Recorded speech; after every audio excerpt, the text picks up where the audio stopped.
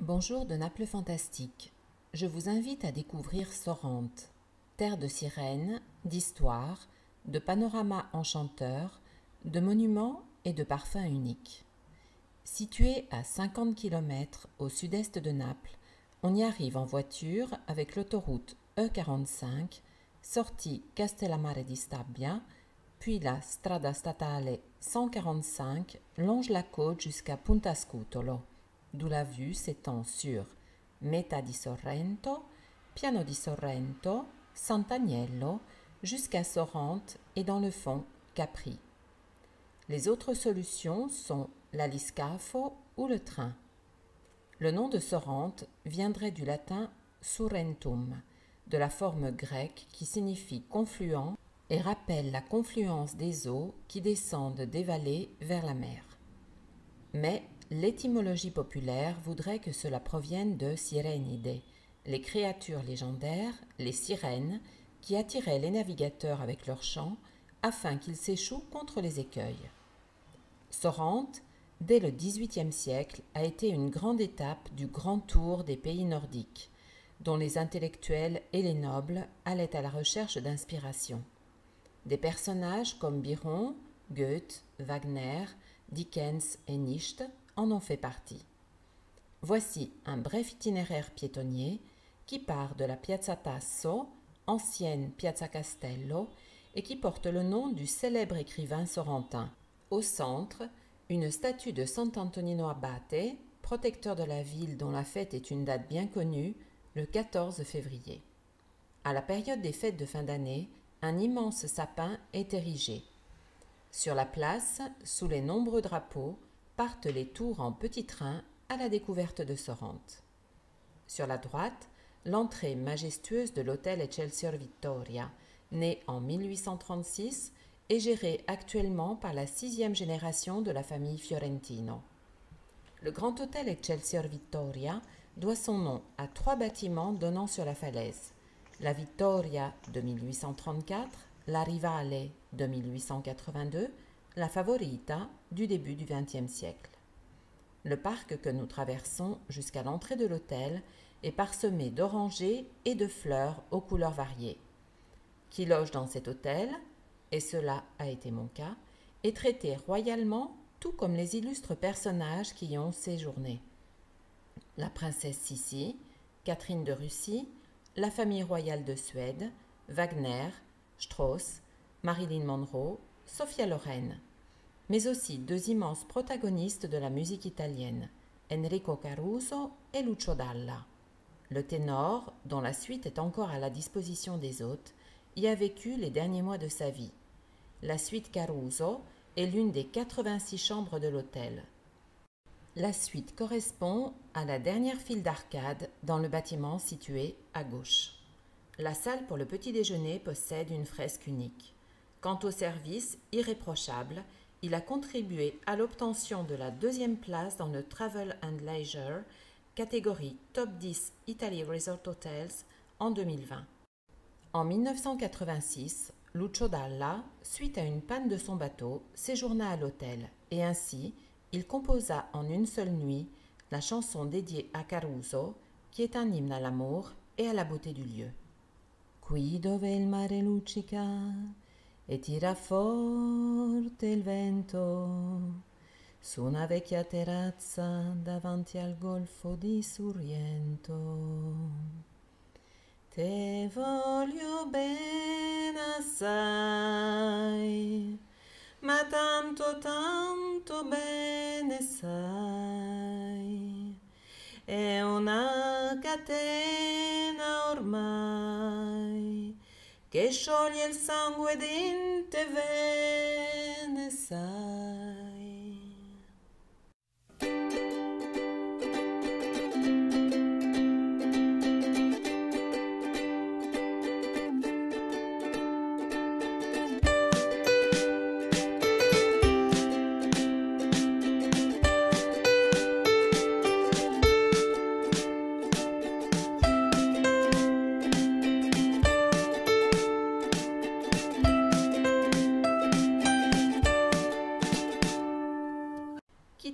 Grand Hôtel Excelsior Vittoria et parcourons le Corso Italia.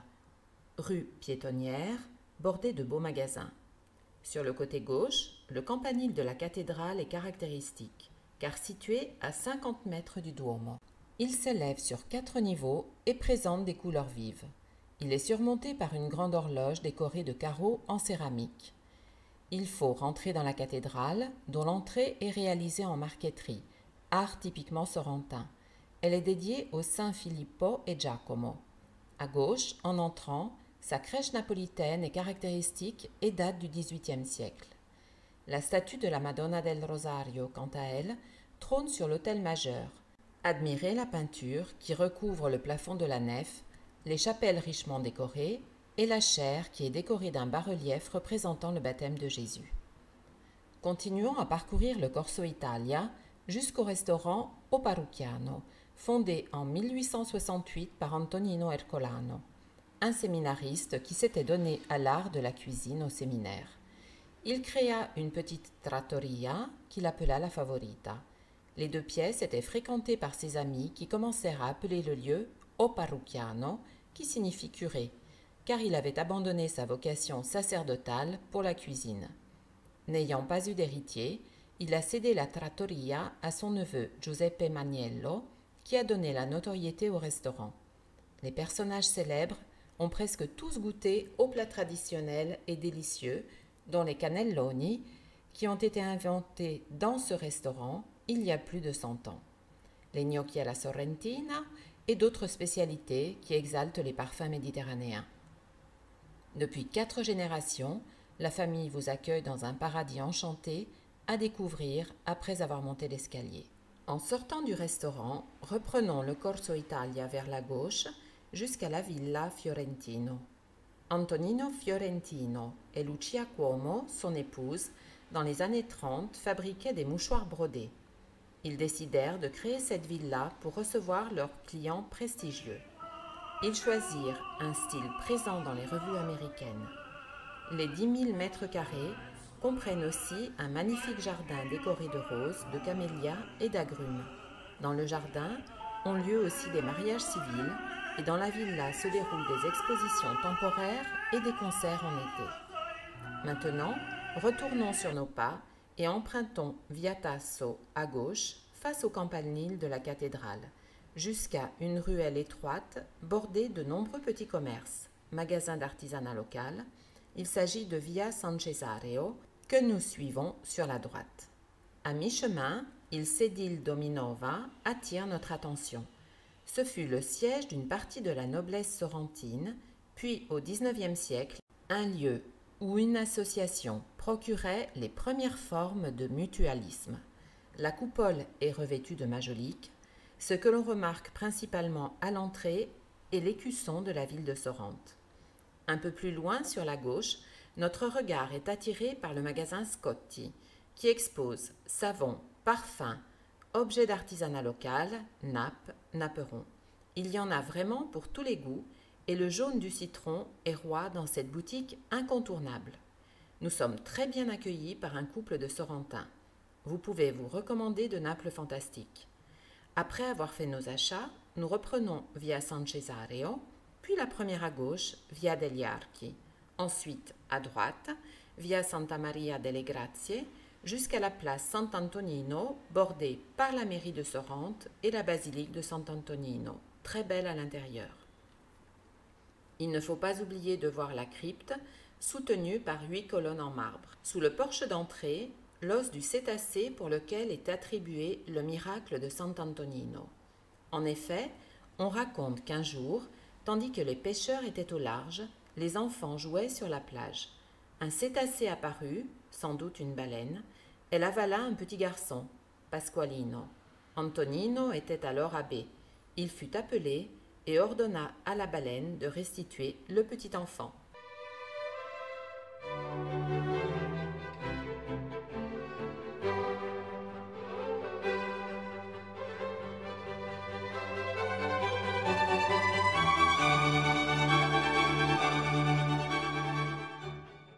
En continuant la Via San Francesco, nous arrivons à l'hôtel Imperial Tramontano, facilement reconnaissable par son merveilleux jardin planté d'arbres séculaires.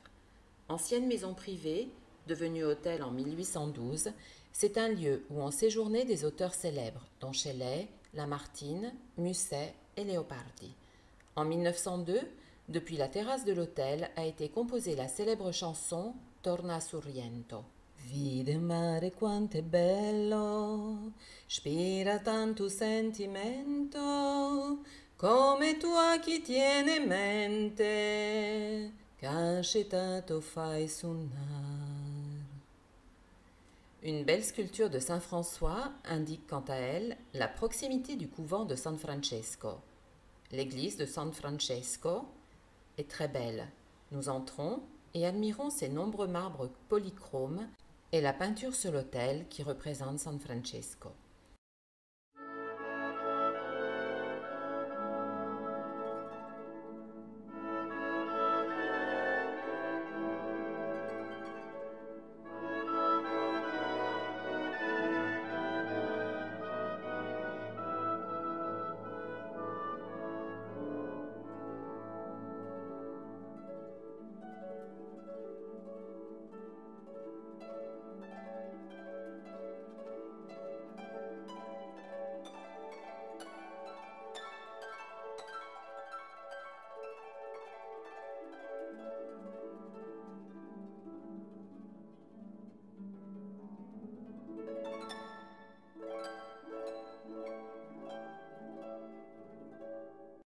Sur le côté gauche de la façade, nous passons une petite porte et nous nous émerveillons devant la beauté du cloître.